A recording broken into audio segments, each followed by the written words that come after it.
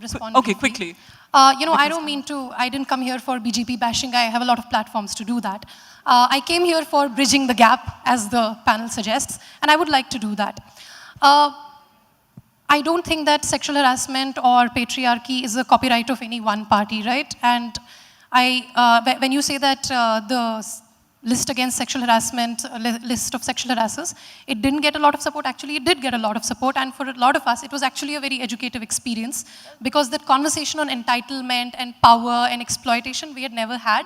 Yes. And I think it's a conversation that is still long overdue, and we need to have that, and there is a lot of support for that. Having said that, I mean, I'm not here to prove that the left is better than the right. Of course, I believe that, and that is why I'm on the left and I'm not on the right. I'm not here to convince you all.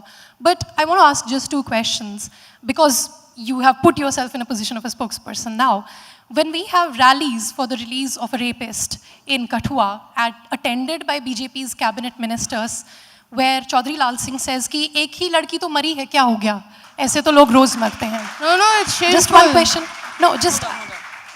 I will just finish. The second instance is where, I mean, I am again saying sexual harassers can be there on the left, right, whatever. I'm not saying there's only one party responsible for it. However, the way the entire state machinery and the administration has jumped in to save Professor Atul Jori, who has been accused by not one, not two, 10 girls. Honestly, I can tell you, I mean, I'm not giving a clean sheet to people from the left here. I'm not at all doing that. I haven't seen that on the left. That's all I'm saying. Professor Rajesh Kalra, they've also been accused. We're not rallying to save him, you know. Please go ahead. The administration is with your party. Okay, guys, I think you have the police. Please go ahead and punish him. Amrita first, then Shilpi. Everybody, no? So the concept should be to rally for everybody.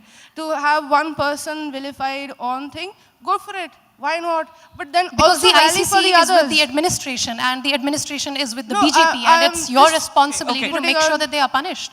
We will not hold rallies for them. We will not protect them. No, so then, please go ahead and punish them. So then you're drawing lines then. We have a rally for anybody, you know, whoever, like I said, if the Professor Kalra or Professor Lama have been accused, and the other fellow from Mr. Jori has been accused. Right. Please punish them. No one is trying to hold on. The Amrita, I think we can accept Professor in fairness. Atul Jori is being shielded by the administration. That is what we didn't have to rally. Did you the know, administration had did you know there is a suspended him. JNU case? Okay, guys, no one can understand you. We wouldn't have to rally. Honestly, we have better things to do.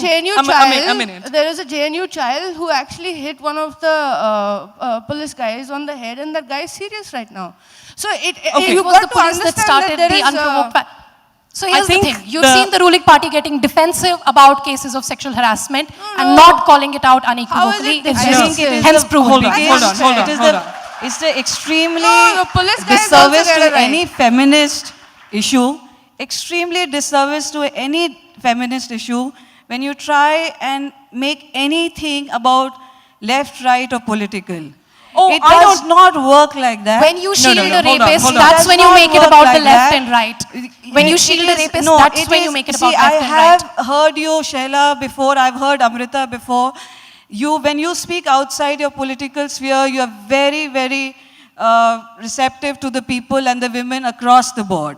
But when it comes to politics, somehow you seem to put the one person in an ideology and then the other person, and then you fight. It makes no benefit to any of us. Hold on. Let me just. Well, I have spoken against my organization at times when I need to. So I just expect we you all to do that. We all do that. Just to take this away from the me and the you of it, I think that, ma'am, when you say that you know that we're in a situation where an issue that ought to be above party lines and above ideologies gets into this kind of you did and I did and we did and this. And Amrita said, and I know Amrita for a very long time. I'm very fond of her. She's a friend. And I think that when Amrita says that, you know, if you have an issue that has to be heard, talk to me, I'll make sure. It's a testimony to her passion for what she believes in, notwithstanding the fact that I completely am not in support of the party that she's in. But I see that passion. But the point is that this is a democracy with a government. It is not the job for issues to be heard by one good, passionate person in one party. It is the thing that must happen is that institutions must do their job, notwithstanding what party is in power, basis the constitution of this country and basis the laws that are in place in this country. We are today at a point, and this is, I just want to take this away from the JNU case. I want to talk about Hadia, this girl in Kerala who married some boy, and the National Investigating Agency has investigated a case that pretty much, even legally, and Amrita as a lawyer, seems completely bizarre.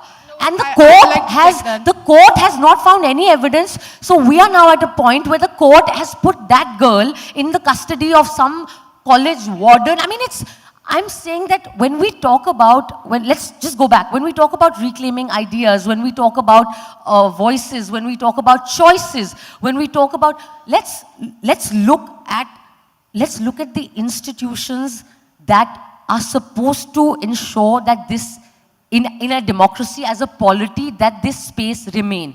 Those institutions are severely compromised today. We are at a point today where we are actually asking ourselves whether the preamble of this constitution and the values upon which this country was made, and it was made with a lot of thought. It took 3.5 years to write that constitution.